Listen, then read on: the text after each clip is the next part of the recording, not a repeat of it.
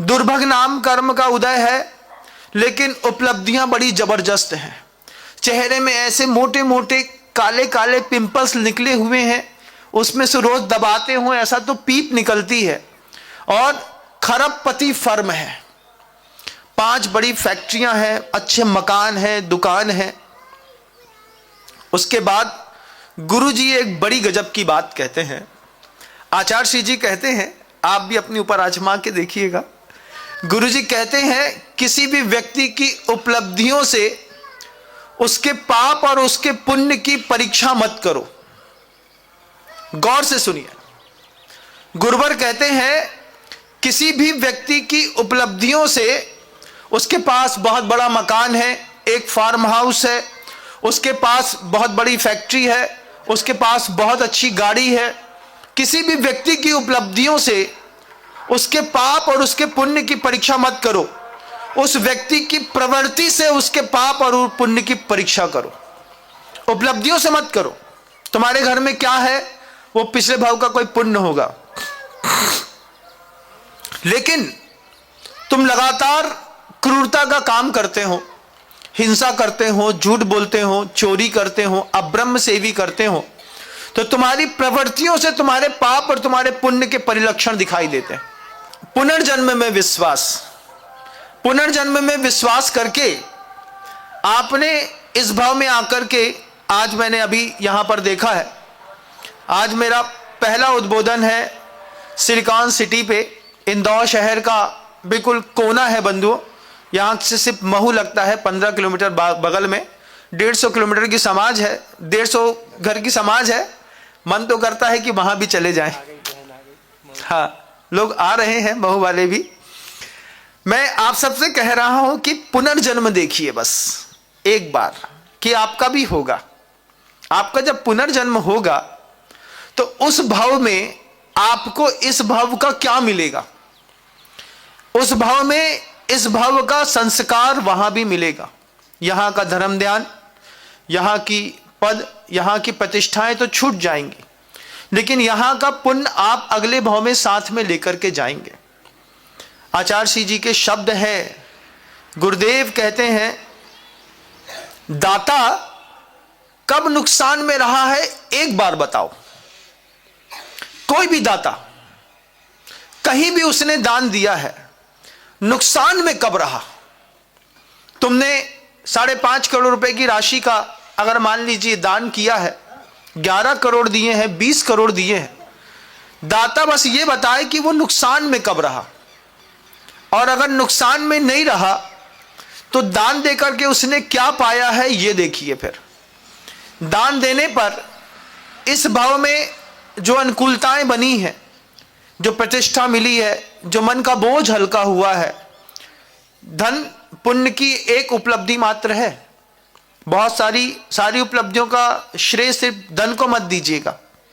धन के अलावा प्रसन्नता पुण्य की दूसरी उपलब्धि है, सात्विकता पुण्य की तीसरी उपलब्धि है, उसके बाद सद्व्यवहार सद आचरण पुण्य की चौथी उपलब्धि है, 5वीं उपलब्धि में लोक सम्मत होना 5वीं उपलब्धि है, निरोगी शरीर मिलना पुण्य की 6वीं उपलब्धि है। ऐसी कितनी उपलब्धियां हैं जो पुण्य की है। आपने पुण्य की सिर्फ एक शक्ति देखी है, एक शक्ति पर आप गौर करते हैं कि पुण्य है, कहे बहुत पैसा वाले हैं तो पुण्य है, बहुत पैसा वाले हैं, पुण्य की एकमात्र उपलब्धि है धन होना। लेकिन जिगरा भी चाहिए देने का, वो पुण्य की पाप की उपलब्धि में। क्रूर है आदमी, पैसा वाला तो है लेकिन क्रूर है। वो दुनिया की हर जगह में पाप कर सकता है लेकिन धर्मायतनों में दान नहीं दे सकता। कुछ लोग ऐसे हैं जो निगोद से निकले, एक एक पर्याय में भ्रमण किया, स्थावर बने, 1 इंद्री बने, 2 इंद्री बने, 3 इंद्री, 4 इंद्री, 5 इंद्री बने, मनुष्य बने, जैन कुल पाया। अब यहां से निगोद जाएंगे, वापिस जहां से शुरुआत करी थी। पूरा पुण्य खत्म होने वाला है इसी भाव में। इस भाव में उनने कसम खा ली है, जितना कमाया है उतना बर्बाद करके जाएंगे। तो बर्बाद करने के लिए वो उठते हैं, पैसा उठाते हैं, विदेश में जाते हैं, और जो पाप जैन शासन में वर्ज्य हैं, वे सारे के सारे सामाजिक पापों को वो वहां पर एक साथ करते हैं। एक व्यक्तिगत धर्म होता है, जैन शासन में एक सामाजिक धर्म होता है। इन दोनों को आपने शायद कभी ना सुना हो तो सुनिएगा। एक व्यक्तिगत धर्म है जैन शासन में आने के बाद। व्यक्तिगत धर्म क्या है? पुण्यात्मा आदमी का व्यक्तिगत धर्म है, पापियों का व्यक्तिगत धर्म नहीं है। सिर्फ पैसे से किसी इंसान की कभी तुलना मत करना। ये बात अपने दिमाग में बहुत गहराई में बैठाओ। होंगी बड़ी बड़ी अट्टालिकाएं, लेकिन उसके अंदर के रहने वाले लोग क्रूर हैं, व्यसनी हैं, भोगी हैं, रोगी हैं और दुर्भिक्ष के मारे हैं। उनके घर के अंदर जब तब ध्यान और साधु के नाम पर कोई चीज नहीं है। अभी गया था कहीं पे, बड़ी बड़ी अट्टालिकाएं देख रहा था कि ताले बंद हैं, लोग सो रहे हैं। उठ करके तुम्हारे कमरे के बाहर से साधु निकल रहा है, तुम खड़े तक नहीं हो पा रहे। पाप कर्म की उदीर्णा चरम पर थी।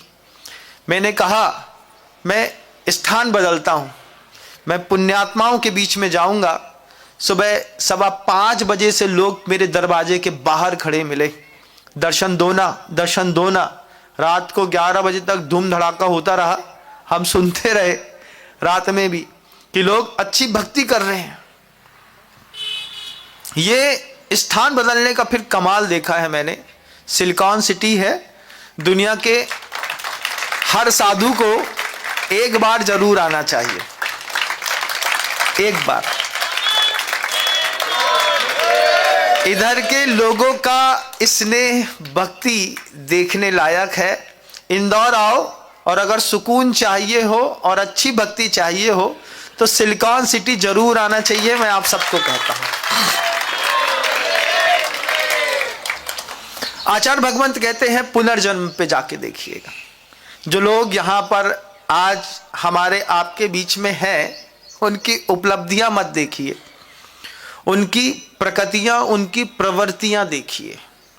तो जिनका पूर्व भाव का पुण्य था, इस भाव में पुण्य है, और यहां से वो उठ करके सिर्फ सीधे देव बनेंगे, वो यहां पर भी पुण्य संचय कर रहे हैं।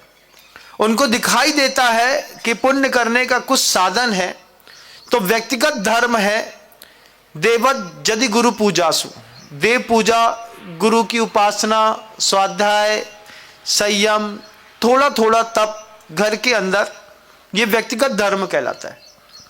इस व्यक्तिगत धर्म से आपके जीवन का विकास होता है।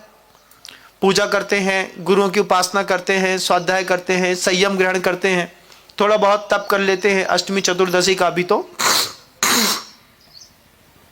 आपका व्यक्तिगत विकास होता है। और सामाजिक विकास होता है अहिंसा से, सामाजिक विकास होता है अस्तेय से, सामाजिक विकास होता है ब्रह्मचर्य से, सामाजिक विकास होता है अपरिग्रहवाद से। अगर तीर्थंकर वर्धमान स्वामी का काम खत्म हो गया होता तो मंदिर का निर्माण भी बंद कर दिया गया होता। वर्धमान स्वामी इस सृष्टि पर आए, आकर के जीवन जीने के लिए सिर्फ 72 साल की उम्र मिली। 72 साल की उम्र में 30 साल तो गृहस्थी में गुजार दिए, बचे 42 साल तो 12 साल मौन में निकल गए। 30 साल धर्म की प्रभावना करी, चारों तरफ हिंसा हिंसा हिंसा हिंसा दिखाई देती थी। किसी निमित्त से कोई जीव को मार रहा है, किसी निमित्त से कोई जीव को मार रहा है। उन्होंने एक सामाजिक धर्म की उठने के लिए एक सूत्र दिया, अहिंसा परमो धर्म।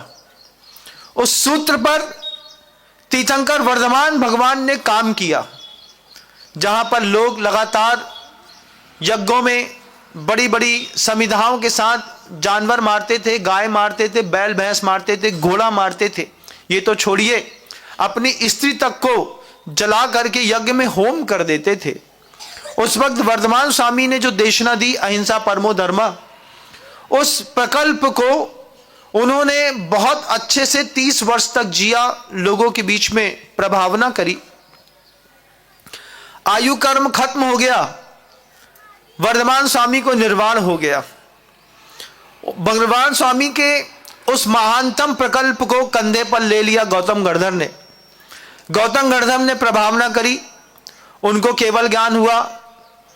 प्रभावना का दारो मदार जम्बू स्वामी, आचार्य भद्रबाहु स्वामी, गोवर्धन स्वामी, विशाखाचार्य महाराज जी से प्रवाहमान परंपरा चलते चलते चलते आचार्यों की वह परंपरा होते होते आज हमारे सामने वर्तमान में उस अहिंसा परमो धर्म का शंखनाद और जवाबदारी संभालने की जवाबदारी जिन कंधों पर है, गुरुदेव श्री समय सागर जी महाराज श्री जी, आज उनका एक ऐसा बड़ा काम उनके कंधे पर गुरुदेव श्री विद्यासागर जी महाराज श्री जी रख करके गए। आचार्य श्री जी कहते थे हमेशा कि अहिंसा जिस दिन खत्म हो गई उस दिन, सुनिएगा गौर से, अहिंसा जिस दिन धरती से पूरी खत्म हो गई उस दिन संसार की कीमत भी खत्म हो जाएगी। जब तक अहिंसा है तो अहिंसा कहां मिलेगी, किसके पास मिलेगी, इसके लिए मंदिर बनाए। अहिंसा परमो धर्म कहां मिलेगा? थोड़ी थोड़ी अहिंसा तो सब समझते हैं, अपने बच्चे को पालना तो सब समझते हैं, लेकिन जीवाणम रखणो धम्मो सब नहीं समझते। दूसरे के बच्चे में संवेदनशीलता होना ये जैन शासन ने सिखाया बंधुओं, कि आत्मनः प्रतिकूलानि परेशान न समाचरेत। जो तुम्हारे लिए प्रतिकूल होता है वो दुनिया में किसी के लिए मत करो।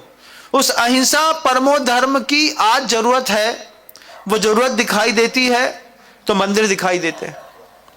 बहुत सारे लोग दुनिया के लगे हैं बंदूक की गोली के दम पर अपना शासन, अपना धर्म स्थापित करने के लिए। बहुत सारे लोग बम फेंक करके धर्म स्थापित करने में लगे हैं। हम सिर्फ धन दे करके अपने धर्म की जीवंतता बनाने में लगे हैं। आज जैन शासन के व्यक्ति को जैन धर्म को जिंदा रखने के लिए जान नहीं देनी पड़ती, सिर्फ धन देना पड़ता है। और धन दे करके हम आयतन सुरक्षित रखते हैं, धार्मिक सिद्धांतों को सुरक्षित रखते हैं, गुरुओं को सुरक्षित रखते हैं, मंदिरों को सुरक्षित रखते हैं। इतिहास में ऐसा सबूत बना करके छोड़ करके जाते हैं कि वहां जाने वाले व्यक्ति को लगती है कि अहिंसा परमो धर्म कहीं देखना है तो यहीं पर देखिएगा। अगर आपको मेरी वीडियो अच्छी लगती है तो प्लीज़ मेरे चैनल को लाइक करें, शेयर करें और सब्सक्राइब करें। Thank you.